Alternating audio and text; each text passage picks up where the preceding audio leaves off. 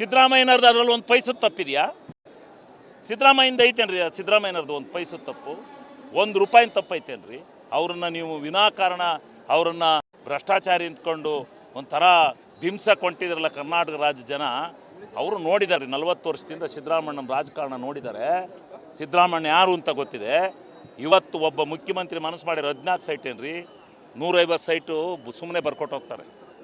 ಕೇಳಿದ್ರೆ ಸಾಕು 150 ಸೈಟ್ ಬರ್ಕೊಟ್ಟು ಹೋಗ್ತಾರೆ. ಅಂಥವ್ರು 14 ಸೈಟ್ ತಗೋಬೇಕು ಅವರು. ಇಂಥ ಕೆಟ್ಟ ವಾಮಮಾರ್ಗದ ಪ್ರವೃತ್ತಿಯನ್ನು BJP ಮತ್ತು JDSನವರು ಇದನ್ನು ಕೈ ಬಿಡದೆ ಹೋದರೆ, ವಾಮಮಾರ್ಗದಲ್ಲಿ ಅಧಿಕಾರ ಹಿಡಿಯಕೊಂಡ್ರೆ, ಈಗ ಏನಿಲ್ಲ JDSನವ್ರು ಹೊಡೆದಾಟ ತಂದಿಟ್ಬಿಟ್ಟು ನಾವು ಅಧಿಕಾರಕ್ಕೆ ಇಂಡೈರೆಕ್ಟಾಗಿ ಬರಬೇಕು ಅಂತಕ್ಕಂಥ ಹುನ್ನಾರ ಇದು ಇವರಿಬ್ಬರು ಪಕ್ಷದವ್ರು ಮಾಡ್ತಾ ಇರೋದು. ಈ ಸುಭದ್ರ ಸರ್ಕಾರವನ್ನು 60,000 ಕೋಟಿ ಹಣವನ್ನು ಈ ರಾಜ್ಯದ ರೈತರಿಗೆ ಗ್ಯಾರಂಟಿ ಮುಖಾಂತರ ಕೊಡ್ತಾ ಇರ್ತಕ್ಕಂಥ ಯಾವುದಾದ್ರೂ ಒಂದು ರಾಷ್ಟ್ರದಲ್ಲಿ ಒಂದು ರಾಜ್ಯ ಇದ್ದರೆ ಅದು ಸಿದ್ದರಾಮಯ್ಯನ ರಾಜ್ಯ. ಸಿದ್ದರಾಮಯ್ಯನ ರಾಜ್ಯನ ಜನತೆ ದಂಗೆ ಹೇಳ್ತಾರೆ. ಇದು ಇದು ಇದು ಸ್ವಲ್ಪ ನಾವೇನಾರ ಹೇಳ್ಬಿಟ್ರೆ ಹೆಂಗಸರುಗಳು ಬಂದು ಪರ್ಕೆ ತಗೊಂಡು ಕೆರಿತಾರೆ, ಪರ್ಕೆಲ್ ಕೆರಿತಾರೆ. ನಾನು ಈಗಲೇ ಹೇಳಿದ್ದೀನಿ, ಆ ಗ್ಯಾರಂಟಿ ದುಡ್ಡು ತಗೋತಾರಲ್ಲ, ಯಾರು ಗ್ಯಾರಂಟಿ ತಗೊಳ್ಳಿ ಅಂತ ವಾಪಸ್ ಹೇಳ್ತಾರೋ ಅವ್ರಿಗೆ ಕೆರಿತಾರೆ ಹಾಕೊಂಡು. ಪರ್ಕೆಲ್ ಕೆರಿತಾರೆ ಹೆಂಗಸರುಗಳು. ನೆಕ್ಸ್ಟ್ ಹೋರಾಟ ಸತ್ಯಕ್ಕೆ ಜಯ ಇದೆ. ಹೋರಾಟ ನ್ಯಾಯಾಲಯದಲ್ಲಿ ಜಯ ಸಿಗುತ್ತೆ ಸತ್ಯಕ್ಕೆ. ಸತ್ಯವಾದ ಹೋರಾಟವನ್ನು ನಾವು ಮಾಡ್ತೀವಿ. ಸತ್ಯವಾಗಿರ್ತಕ್ಕಂಥ ಹೋರಾಟವನ್ನು ನಾವು ಮಾಡ್ತೀವಿ. ಸತ್ಯವಾಗಿರ್ತಕ್ಕಂಥ ಹೋರಾಟವನ್ನು ಮಾಡ್ತೀವಿ. ನಾವು ಯಾವುದೇ ಕಾರಣದಿಂದ ವಾಮಮಾರ್ಗ ಇಳಿಯೋದಿಲ್ಲ. ಮಹಾತ್ಮ ಗಾಂಧೀಜಿ ಅಂತ ಅವರು ಹೇಳ್ಕೊಟ್ಟಿದ್ದಾರೆ, ಸತ್ಯ ಮಾರ್ಗದಲ್ಲಿ ಅಹಿಂಸಾವಾದವನ್ನು ಇಟ್ಕೊಂಡು ನಾವು ಹೋರಾಟ ಮಾಡಬೇಕು ಅಂತ ಹೇಳಿದ್ದಾರೆ. ನಾವು ಆ ಮಾರ್ಗದಲ್ಲಿ ಹೋರಾಟ ಮಾಡ್ತೀವಿ. ನ್ಯಾಯಾಂಗ ಭದ್ರವಾಗಿದೆ. ಅಂಬೇಡ್ಕರ್ ಅವರು ಬರೆದಿರ್ತಕ್ಕಂಥ ನ್ಯಾಯ ಸ್ಥಿರವಾಗಿದೆ. ಸಂವಿಧಾನ, ಆ ಸಂವಿಧಾನಬದ್ಧವಾದಂಥ ಹೋರಾಟವನ್ನು ಮಾಡ್ತೀವಿ. BJPಗೆ ಗೌರವ ಮಾನ ಮರ್ಯಾದೆ ಇದ್ರೆ ಯಾಕೆ ಪ್ರತಿಭಟನೆ ಮಾಡ್ತಾರೆ? ಅವ್ರು ಯಾಕೆ ಮಾಡ್ತಾರೆ? ಸಿದ್ದರಾಮಯ್ಯನವ್ರು ಯಾಕೆ ರಾಜೀನಾಮೆ ಕೊಡಬೇಕು? ಏನು ಪ್ರೂವ್ ಆಗಿದೆಯಾ? ಅದರೊಳಗೆ ಒಂದು ಸೈನ್ ಐತಾ ಸಿದ್ದರಾಮಣ್ಣಂದು? ಆ ಪ್ರಕರಣದಲ್ಲಿ ಒಂದೇ ಒಂದು ಸೈನ್ ಐತೇನ್ರಿ ಸಿದ್ದರಾಮಣ್ಣಂದು? ಹೇಳಿಲ್ವೇನ್ರಿ? ಇಡೀ ರಾಜ್ಯ ಜನಕ್ಕೆ ಪುಸ್ತಕ ಹಂಚಿಲ್ವೇನ್ರಿ? ಹೆಂಗೆ ಬಂತು ಈ ಭೂಮಿ, ಏನಾಯ್ತು, ಪುಸ್ತಕ ಹಂಚಿದೀವಲ್ರಿ. ಅದರಲ್ಲಿ ಏನಾದ್ರು ತಾಕತ್ತಿದ್ರೆ ನಿಮಗೆ, ಅದರಲ್ಲಿ ಏನಾರು ಈ ಪುಸ್ತಕ ತಪ್ಪು ಇವ್ರು ಹಂಚಿರೋದು ಅಂತ ತಾಕತ್ತು ಮಾಡ್ರಿ. ಅದು ಬಿಟ್ಬಿಟ್ಟು ಯಾರ ಕೈಯೆಲ್ಲ ಕಂಪ್ಲೇಂಟ್ ಕೊಡಿಸ್ಕೊಬಿಟ್ಟು ಏನೇನೋ ತಗೊಂಡು ಒಬ್ಬ ಇವನ್ನೆಲ್ಲ ಯಾರ್ಯಾರಿಗೆ ರಾಜ್ಯಪಾಲರು ಯೋಚನೆ ಮಾಡಬಾರ್ದು. ಒಬ್ಬ ಮುಖ್ಯಮಂತ್ರಿ ಮೇಲೆ ಕಂಪ್ಲೇಂಟ್ ಬಂದರೆ ಏನಂತ ಯೋಚನೆ ಮಾಡಬೇಕು? ಕಾನೂನಲ್ಲಿ ಏನಿದೆ? ಒಬ್ಬ ಮುಖ್ಯಮಂತ್ರಿ ಮೇಲೆ ಕಂಪ್ಲೇಂಟ್ ಕೊಡಬೇಕಾದ್ರೆ ಅದು ಪೊಲೀಸಿನ ಮುಖ್ಯಾಧಿಕಾರಿಗಳ ಮುಖಾಂತರ ರಾಜ್ಯಪಾಲರಿಗೆ ಮನವಿ ಹೋಗಬೇಕು. ರಾಜ್ಯಪಾಲರಿಗೆ ಇವ್ರು ಹೌದು ಇವ್ರು ತಪ್ಪು ಮಾಡಿದ್ದಾರೆ, ನೀವು ತನಿಖೆ ಪ್ರಾರಂಭ ಕೊಡಿ, ಪ್ರಾಸಿಕ್ಯೂಷನಿಗೆ ಕೊಡಿ ಅಂತ. ಅದು ಗೊತ್ತಿಲ್ವೇನ್ರಿ ಇವ್ರಿಗೆ ಕಾನೂನು? ಯಾರೋ ಒಬ್ಬ ಬಂದು ಕೊಟ್ಬಿಟ್ಟ, ಮಾಡಿಬಿಟ್ರು. ನೋಟಿಸ್ ಆಗಲೇ ನೋಟಿಸು, ಆಮೇಲೆ ಪ್ರಾಸಿಕ್ಯೂಷನ್ 8 ದಿನ ಬಿಟ್ಟ ಮೇಲೆ ಏನಿದೆ ಪ್ರಾಸಿಕ್ಯೂಷನ್ನಲ್ಲಿ? ಇವ್ರ ಆಪಾದನೆಗಳಲ್ಲಿ ಒಂದನ್ನು ಪ್ರೂವ್ ಮಾಡೋಕ್ಕಾಗುತ್ತೆ? ಇವರು ನಿಜವಾದನ್ನು ಮಾಡಿ, ನಿಜವಾಗಿಯೂ ಮಾಡಿದರೆ ಮಾಡಲಿ, ಹೋರಾಟ ಮಾಡಲಿ. ನಾಚಿಕೆ ಆಗಲ್ಲ ಇವರಿಗೆ. ಯಾಕೆ ಮಾಡ್ತಾರೆ ಇವರು ಪ್ರತಿಭಟನೆ? ಸಿದ್ದರಾಮಯ್ಯ ಅಪರಾಧಿ ಅಂತ ಪ್ರೂವ್ ಮಾಡಲಿ, ನ್ಯಾಯಾಲಯ ಹೇಳಿ ಅಪರಾಧಿ ಇವ್ರು ಅಂತ ಹೇಳಿ, ಅವತ್ತು ಇವ್ರು ಮಾಡಲಿ ಪ್ರತಿಭಟನೆ. ಅವ್ರು ಮುಖ್ಯಮಂತ್ರಿ ಸ್ಥಾನಕ್ಕೆ ರಾಜೀನಾಮೆ ಕೊಡದೇ ಇದ್ರೆ ಪ್ರಶ್ನೆ ಯಾಕೆ ರಾಜೀನಾಮೆ ಕೊಡ್ತಾರೆ? ಯಾಕೆ ಕೊಡ್ತಾರೆ? ಏನು ಮಾಡಿರೋದು ಕೊಡ್ತಾರೆ? ಏನು ತಪ್ಪು ಮಾಡಿದಾರೆ ಅಂತ ರಾಜೀನಾಮೆ ಕೊಡಬೇಕು? ಇಲ್ಲ, ನೀವು ಇದಕ್ಕೇನೆ ತನಿಖೆ ಎದುರಿಸೋಕ್ಕೆ. ನಾವು ಇನ್ನೂ ತಪ್ಪೇನು ಮಾಡಿಲ್ಲ, ತನಿಖೆ ಅಂತ ಎದುರಿಸ್ಬೇಕು.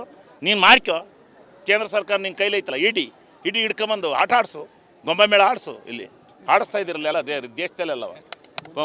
ಪಶ್ಚಿಮ ಬಂಗಾಳದಲ್ಲಿ ಗೊಂಬೆ ನೋಡಿ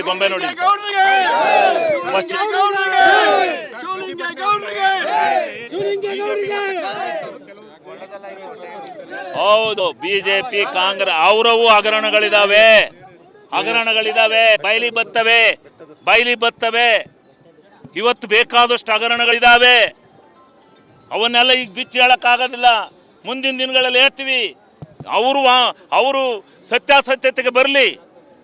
ಅವರವು ಎಷ್ಟು ಹಗರಣಗಳಿದಾವೆ ಅಂತಕ್ಕಂಥದ್ದನ್ನು ಬಿಚ್ಚಿ ಹೇಳ್ತೀವಿ. ಸದನ ಬರಲಿ ಹೇಳ್ತೀವಿ.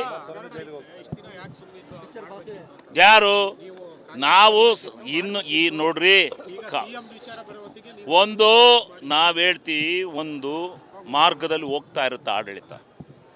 ಅದನ್ನು ಕೆಟ್ಟ ದಾರಿಗೆ ಎಳ್ಕೊಂಡು ಪ್ರವೃತ್ತಿಗೆ ಹೋಗೋದು ಬೇಡ. ಇವತ್ತಲ್ಲ ನಾಳೆ ಸರಿ ಹೋಗುತ್ತೆ ಅಂತಕ್ಕಂಥ ಮಾರ್ಗದಲ್ಲಿ ಎಲ್ಲ ಇದ್ದರು. ಇವರು ಏನೂ ತಪ್ಪಿಲ್ಲದೆ ಇರ್ತಕ್ಕಂಥ ಒಬ್ಬ ಮುಖ್ಯಮಂತ್ರಿಗೆ ನೀವು ಈ ರೀತಿ ಹೊಂಟ್ರೆ ನಾವ್ಯಾಕೆ ಸುಮ್ಮನೆ ಕೂರ್ಬೇಕು? ನೀವು ತಪ್ಪು ಮಾಡಿರೋರ್ನ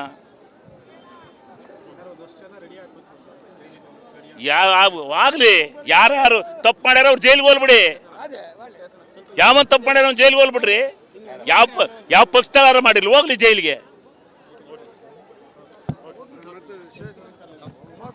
ಇವತ್ತು ಒಂದು ಜನಸಾಗರನ ಈಗ ನಾವ್ಯಾರು ವೈಯಕ್ತಿಕವಾಗಿ ಬನ್ನಿ ಅಂತ ನಾವು ಯಾರಿಗೂ ಒಂದು ಕರೆ ಮಾಡಿಲ್ಲ. ನಾವು ಯಾರೇ 7 ಕ್ಷೇತ್ರದಲ್ಲಿ ಈ ಅದ್ಭುತವಾದ ಜನಸಾಗರನೇ ಗೊತ್ತಾಗ್ತದೆ. ಸಿದ್ದರಾಮಯ್ಯ ಸಾಹೇಬ್ರ ಒಂದು ಏನು ಅವ್ರ ಬಲ, ಅವರ ಶಕ್ತಿ, ಇವರ ಒಂದು ಕುತಂತ್ರ ರಾಜಕಾರಣ, ಇವರ ಒಂದು 3ನೇ ದರ್ಜೆಯ ರಾಜಕಾರಣ. ಇವತ್ತು BJP JDS ಒಂದು 3ನೇ ದರ್ಜೆಯ ರಾಜಕಾರಣ ಇವತ್ತೆಲ್ಲರಿಗೂ ಮನೆ ಮಾತಾಗಿದೆ. ಮುಂದಿನ ದಿನಗಳಲ್ಲಿ ಇವರ ಒಂದು ಅಪವಿತ್ರ ಮೈತ್ರಿ ಒಳ್ಳೆಯ ಒಂದು ಪಾಠ ಕಲಿಸ್ತಾರೆ ಇಡೀ ರಾಜ್ಯ ಜನ ಅಂತ ನಾನು ಹೇಳಕ್ಕೆ ಇಷ್ಟಪಡ್ತೀನಿ. ಜೊತೆಗೆ ಏನಿವತ್ತು ನಮ್ಮ ಸಿದ್ದರಾಮಯ್ಯ ಸಾಹೇಬ್ರ ಆ ಪ್ರಕರಣದಲ್ಲಿ ಸಿದ್ದರಾಮಯ್ಯ ಅಂತ ಹೆಸರಿಲ್ದವರು ಸಹ ಅವ್ರನ್ನ ಇವತ್ತು ಪ್ರಾಸಿಕ್ಯೂಷನ್ಗೆ ರಾಜ್ಯಪಾಲರು ಅವಕಾಶ ಮಾಡಿಕೊಟ್ಟಿದ್ದಾರೆ. ನಾವೆಲ್ಲರೂ ರಾಜ್ಯಪಾಲರ ನಡೆಯನ್ನ ಧಿಕ್ಕರಿಸಿ ನಾವು ಸಿದ್ದರಾಮಯ್ಯ ಸಾಹೇಬ್ರ ಪರ ನಿಲ್ಲಬೇಕು ಅಂತ ಹೇಳ್ತಾ, ಇಡೀ 136 ಜನ ಶಾಸಕರು, ನಾವು 9 ಜನ ಸಂಸದರು ಸಿದ್ದರಾಮಯ್ಯ ಸಾಹೇಬ್ರ ಬೆಂಬಲಕ್ಕಿದ್ದೀವಿ.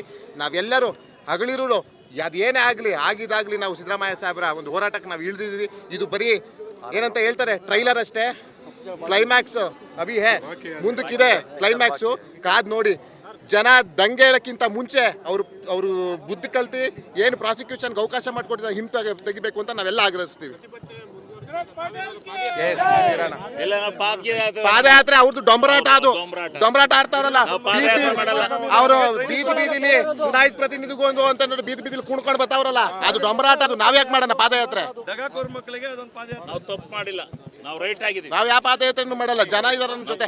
ಅವ್ರಂಗೆ ಕಾಸು ಕೊಡ್ಸ್ಬಿಟ್ಟು ಪಾದಯಾತ್ರೆಗೆ ಜನ ಕರ್ಸ್ಕೊ ಬಂದಿಲ್ಲ ನಾವು.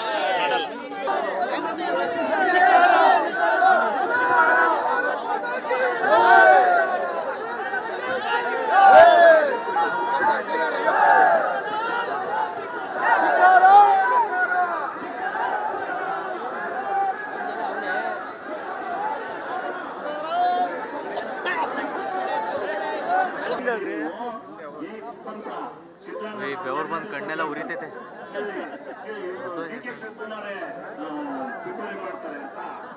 ಇನ್ನೇನು ಕೆಲಸ ಇಲ್ಲ ಇವರಿಗೆ, ಈ ಬಿಜೆಪಿಯವರಿಗೆ JDS ಇನ್ನೇನು ಇಲ್ಲ. ಹುಟ್ಟಿರೋ ಮಗ DK ಶಿವಕುಮಾರ್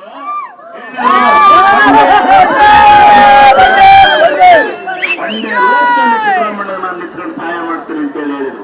ಅದೇ ರೂಪದಲ್ಲಿದ್ದಾರೆ. ಅದೇ ರೂಪದಲ್ಲಿ ಇವತ್ತು ಕರೆಯನ್ನು ಕೊಟ್ಟು ಎಲ್ಲರೂ ಒಕ್ಕೂಟಾಗಿ 31-32 ಜನ ಮಂತ್ರಿಗಳು ಒಂದೇ ರೆಸಲ್ಯೂಷನ್ ಮಾಡಿ ನಾವು ಸಿದ್ದರಾಮಯ್ಯ ಪರವಾಗಿದ್ದೀವಿ ಅಂತೇಳಿ ನಿರ್ಣಯ ಮಾಡಿ ಕಳಿಸಿದ್ದಾರೆ. 22ನೇ ತಾರೀಕು 136 ಜನ ಶಾಸಕರು ನಾವು ಸೇರಿ ಸಿದ್ದರಾಮಯ್ಯನೇ ನಮ್ಮ ನಾಯಕ, ಸಿದ್ದರಾಮಯ್ಯ ನೇತೃತ್ವದಲ್ಲೇ ಸರ್ಕಾರ ಇರಬೇಕು ಅಂತಕ್ಕಂಥ ನಿರ್ಣಯವನ್ನು ಮಾಡಿಕೊಳ್ತೀವಿ. ಆ ರೀತಿ ಸಿದ್ದರಾಮಯ್ಯ ಯಾರು ಕೈ ಸಾಧ್ಯ ಇಲ್ಲ. ನೋಡೋಣ. ಇವರು ಕಾನೂನು ಚೌಕಟ್ಟು ಇವತ್ತಾಗ ಬಂದಿದ್ದಾರೆ. ವಜಾ ಮಾಡ್ಲಿಕ್ಕೆ ಕೋರ್ಟ್ ಅಪ್ಲಿಕೇಶನ್ ಹಾಕ್ತಾರೆ. ಸುಪ್ರೀಂ ಕೋರ್ಟ್ ಅಲ್ಲಿ ಏನಾದ್ರು ಮಾಡಿ ನಮ್ಮ ನ್ಯಾಯಾಂಗ ಸತ್ಯ ಕರ್ಮ ಇದ್ರ ಪ್ರಕಾರ ಇದೆ, ಅದರ ಪ್ರಕಾರ ಹೋರಾಟ ಮಾಡಿ ಸತ್ಯ ಮೇಲೆ ಜಯತೆ. ನಾವು ಇವತ್ತಿನ ದಿವಸ ಕಾಂಗ್ರೆಸ್ನವರು ಈ ರಾಜ್ಯದಲ್ಲಿ ಸತ್ಯವನ್ನು ಎತ್ತಿ ಹಿಡಿಯಲಿಕ್ಕೆ, ಪ್ರಜಾಪ್ರಭುತ್ವವನ್ನು ಕಾಪಾಡಲಿಕ್ಕೆ ಇಂಥ ನೀತಿಗೆಟ್ಟಿರ್ತಕ್ಕಂಥ ಬಿಜೆಪಿ ಮತ್ತು JDS ಹೋರಾಟ, ಅದರ ಜೊತೆಯಲ್ಲಿ ಒಂದೇ ಒಂದು ಇವರು ಇದೊಂದನ್ನು ಮಾಡ್ತಾ ಇಲ್ಲ. ಪಶ್ಚಿಮ ಬಂಗಾಳದಲ್ಲಿ ರಾಜ್ಯಪಾಲನ ಇಟ್ಕೊಂಡು ಇಡಿ ಮುಟ್ಕೊಂಡು ಇಡಿನಲ್ಲಿ ನಾನೇ ನೇಮ ಆಗ್ತೆ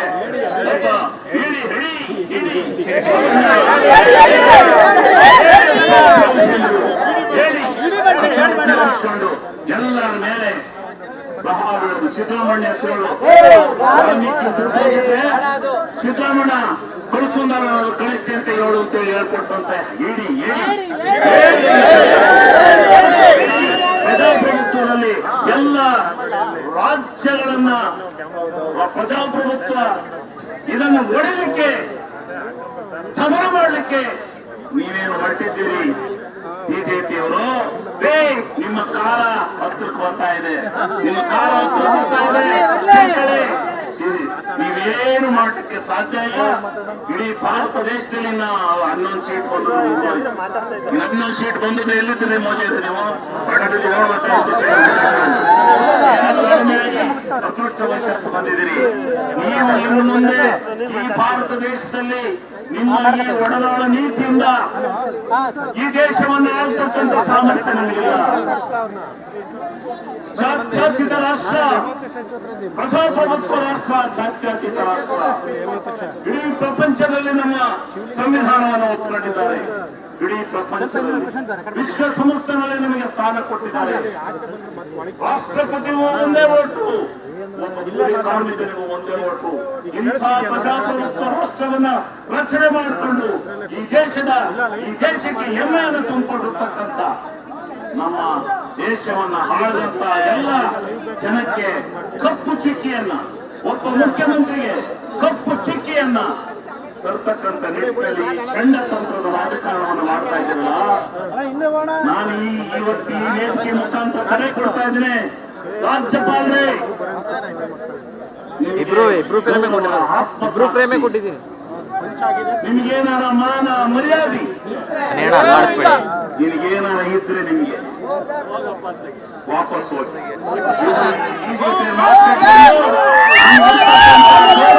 ಮಾಡ್ಕೊಬೇಡಿ. ಗೌರವವನ್ನು ಹಾಳು ಮಾಡಿಕೊಡ್ಬೇಡಿ. ವಾಪಸ್ಸು ಸಂವಿಧಾನವನ್ನು ಹಾಳು ಮಾಡ್ತಕ್ಕಂಥ, ಸಂವಿಧಾನದ ಪರಂಪರೆಯನ್ನು ಹಾಳು ಮಾಡ್ತಕ್ಕಂಥ ಈ ನಿಮ್ಮ ಕೆಟ್ಟ ಪ್ರವೃತ್ತಿಯನ್ನ ಭಾರತ ದೇಶ ಪಡೆದುತ್ತಾ ಇದೆ. ರಾಜ್ಯಪಾಲರು ನಿಮ್ಮನ್ನ ಡೈರೆಕ್ಟ್ ಆಗಿ ಅಧಿಕಾರ ಹಿಡಿಯಕ್ಕಾದ್ರೆ ರಾಜ್ಯಪಾಲರನ್ನ ಇಡಿಯನ್ನ ಬಿಟ್ಕೊಂಡು ಬಿಟ್ಕೊಂಡು ಅಧಿಕಾರ ಹಿಡಿಯಕ್ಕೆ ಕೊಡ್ತಿದ್ರ. ಬಿಜೆಪಿ ಮಾನ್ಗೆಟ್ಟದೆ